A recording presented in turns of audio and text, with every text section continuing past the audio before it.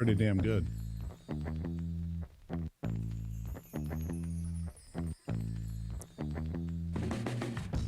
All right. Well, um, if you checked your utility bill lately, have you seen it? You know, the head of Consumers Energy, what was the compensation? $11 million last year, and DTE $8.5 million for the CEO of these two monopolies. I definitely got in the wrong business.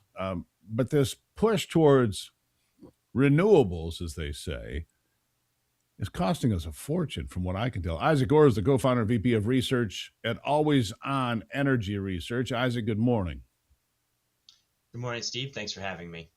Nice to see you. Look, I have seen energy bills here skyrocket, and in the Northeast, it's worse. I mean, this whole thing about energy, and now plug in the data centers, right? Plug in the data centers. How much energy are they going to take? Now, I know that President Trump came out and said, look, data centers need to supply their own energy, but I don't think that's really going to be the way it is. I think some of these are going to plug right into the grid, and the grid is already fragile in many places, including Michigan.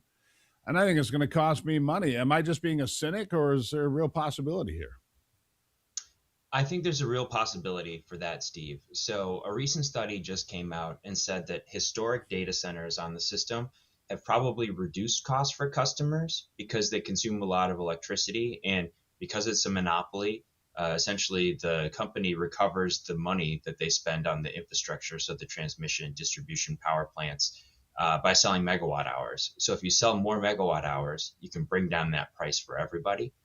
So historically, I think it's true that data centers have helped to keep prices in check, but it's so different now with the scale. We're talking hundreds of billions of dollars about to be spent to accommodate new data center growth. And I think that unless there are protections in place that require the data centers to pay for their own infrastructure and not just kind of a loose voluntary pledge, there is an opportunity that normal customers will end up kind of cross subsidizing new data center customers. Well, you couple that with the fact that we shut down coal-fired power plants that were not, past their lifespan. We got rid of perfectly good power plants, not just here, but all over this country. Uh, Fortunately, the governor had enough foresight to say maybe we should put Palisades back online. So we're going to do something in Michigan that's never been done before: put a nuclear power plant back online that had been decommissioned. And we need more power, not less.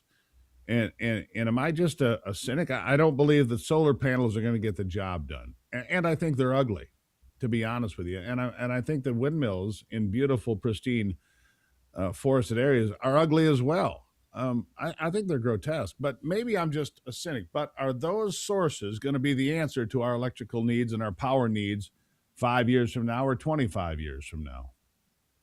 I mean, I think that the record of data center owners building natural gas plants at their facilities instead of using only wind, solar, and battery storage puts the lie to the idea that, intermittent weather driven sources are going to be able to power our society. And I'm glad you brought up the coal plant closures, Steve, because, the J.H. Campbell plant in Michigan should continue running for another 10 or 15 years. And that's really part of the story when it comes to can we accommodate data center growth at a reasonable cost? Those coal plants are some of the most affordable, reliable sources of power in Michigan. And you would be able to accommodate more data centers if you keep them online instead of shutting them down and replacing them with something else. So, the first rule of holes is to stop digging. And if you're in a reliability hole from a power perspective, the worst thing you can do is to keep shutting down these perfectly good coal and nuclear power plants. So, ultimately, we need a more sensible approach that keeps all of our existing plants online. And if you want to build new natural gas or nuclear, that's great. But, first we need to stop the bleeding, and then we can talk about growing the system. Where is the Campbell plant, and when is it slated to shut down? Yeah, so the Campbell plant is in Michigan, and it has been slated to shut down for the last 2 years. And essentially, the Trump administration has been using a Department of Energy order to keep it from shutting down. And that was actually really fortunate. During Winter Storm Fern, the Campbell plant was operating at a fairly high capacity. So, the rest of the grid was very stressed as a result of high demand during a very cold snap, and that plant is valuable, and that plant could be generating more income for its customers, but the plant owner keeps trying to say that they want to shut it down instead of to continue to utilize that. Some of that's due to Michigan's 100% carbon-free mandate, and some of it is just kind of the perverse or incentives of monopoly utilities. Because they're a monopoly, they get to essentially build whenever they build something new and that's approved by the Public Service Commission, they get to make a profit on that money, or on that money that they spend. It's called a return on equity. So ultimately, the business model of utilities is opaque. Not many people understand it, and they exploit that to the extent that they can, to the benefit of their shareholders at the expense of ratepayers. So the bottom line is pretty simply this. The utilities love to knock down perfectly good power plants to build new ones because they get to make money on that deal. Right? I mean, I've talked about that for years on this program. You just said the same thing. They get to make money on this deal, so they'd like to knock them all down and start over because it's more money to them. And their CEO only made like $12 million at Consumers last year, so he probably needs a raise. That's 100% right.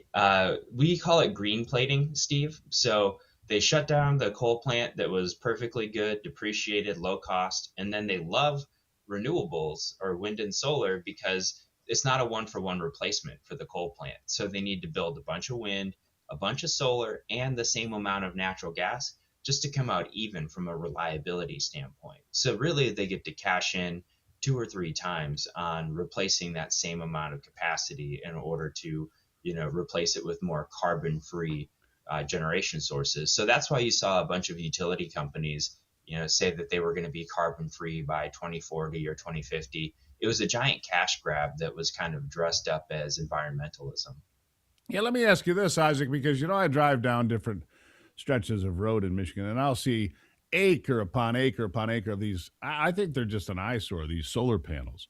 Are they good for the environment when you go through and you take out the trees and the bushes and the water supply, and you kick out the deer and the turkeys and all the other little creatures that live there, and you put down limestone or whatever you put down, and you put in the solar panels and you run a fence around it? Is that really a green new future? I think that's kind of a subjective thing. If you like the trees and the turkeys better than the solar panels, you're probably going to say that. I'm kind of neutral on their environmental impact. So if you built a factory there, you could argue that it was a better use of the land, and I probably would. But I don't think that the solar panels are necessarily polluting anything. I think that they're just kind of an eyesore. They're expensive. Well, hold on, real quick. What happens if there's a hailstorm like we've seen and the solar panels get destroyed and all of the things and the components of those Chinese-made solar panels end up in our soil? 20 seconds, last word to you. Yeah, so for me, the big concern is glass. Glass is a hazard even though it's not toxic. So when solar companies say it's not toxic, it's still hazardous. So, right. I think that's the big thing for me. A lot of those solar panels are made with, I don't think it's going to cause like water pollution or anything like that, but it's going to be a hassle to clean up with all that glass. Oh, there's a lot of chemicals in there that we, look, I don't think the Chinese oversight is the same as the American oversight, but that's me. Maybe I'm just a cynic. Isaac, good conversation, my friend. Thank you for being here. Yeah, thanks, Steve. All right. Sit tight. Ivy's on her way.